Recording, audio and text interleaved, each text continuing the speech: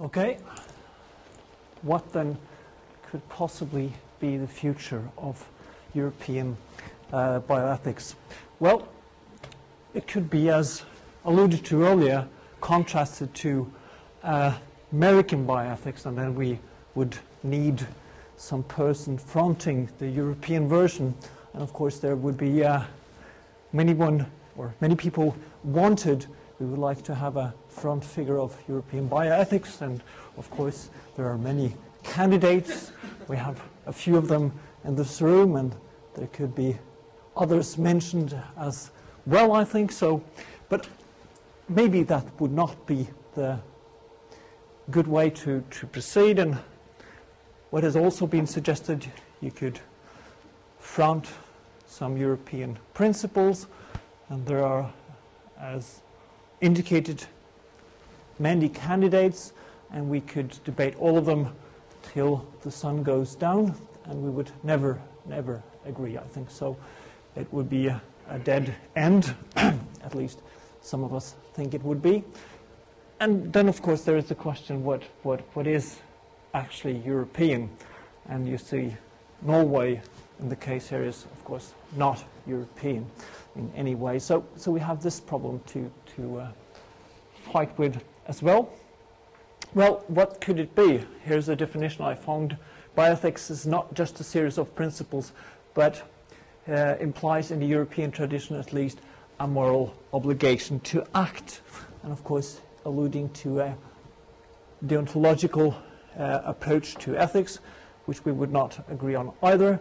And you could say, well, is there then a difference with regards to history which could somehow connect what could be called European bioethics? And one way then would be to say, well, European bioethics could be united by institutions, and one way to proceed is to make a European Hastings Centre or a European Kennedy Institute, and we will fight all night where this institution would be, and we would, of course, not agree at any point, I think. So what is characteristic of European bioethics? Well, it's the same as the American bioethics, and it's the heterogeneity. There are very few common factors. I looked at the web for a typical European, and the Google came up with this person, and I wonder who of you would identify with him. Well, we should all do, I think, but it's very hard to find this common. Well, one thing common would be a context, and of course it could be the historical context, and there would be many examples of this, of course, but there could also be a different part, and it could be related to certain cases. I mean, one of the cases that has attracted most attention the last year is an American case, and this is the Terry Chival case. Been extensively debated in many professional sites, but also in the media, in the public, in workplaces, among friends. So, and this was what, to my perspective, is a typical American case, at least the way it was fronted. So the question I ask is, well, couldn't we front European cases, or cases in a European context, or cases in a European way, which would spell out, explain the European examples? And most of you, I think, would recognize this case, which has been debated in the UK, but also elsewhere. So one way of showing the world the European bioethics would be by showing the European examples, but also the discussions following the European examples. So highlight the discussions and illustrate the normative reasoning which is behind would be a way of showing the European bioethics.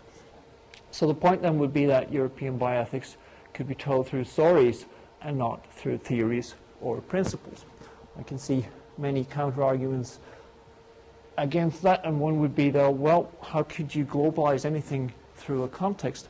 Well, the point could be that, well, what is global is that it's accessible. You can look at it, everybody can have it displayed. Okay, thank you, Bjorn. I just stand before your beautiful picture here, so I don't think I would use the PowerPoint. As you have pointed out, there's diversity in the US, and there is certainly also diversity in Europe.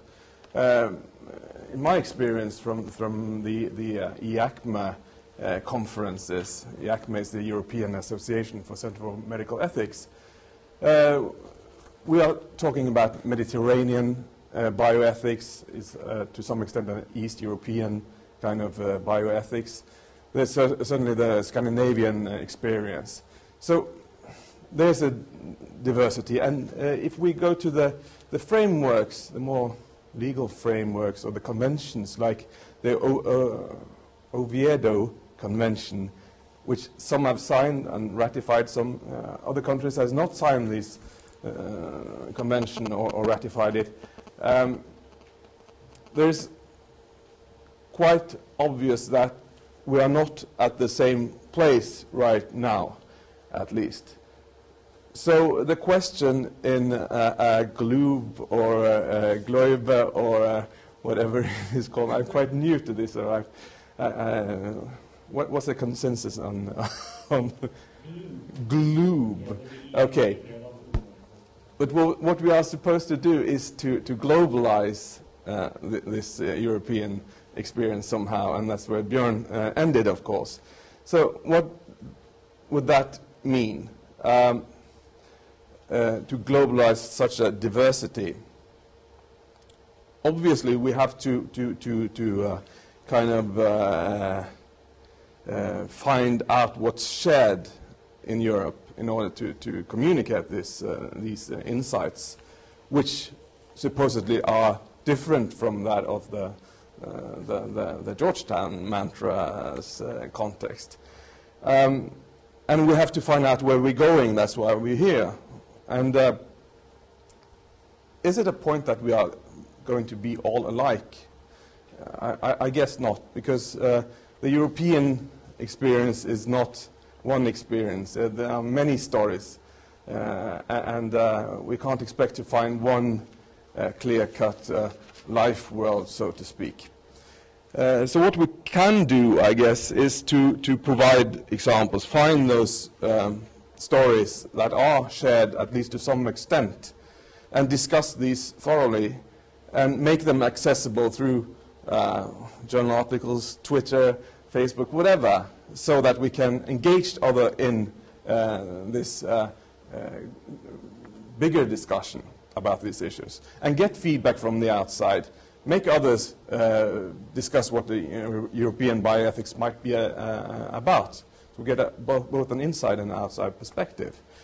And what more can we hope for if that's the case? I mean, ethics is about doing this thing, about reflecting, about agency, really. So let's give it a try, even if there are only 3 weeks left or 18 months. Okay. Thank you.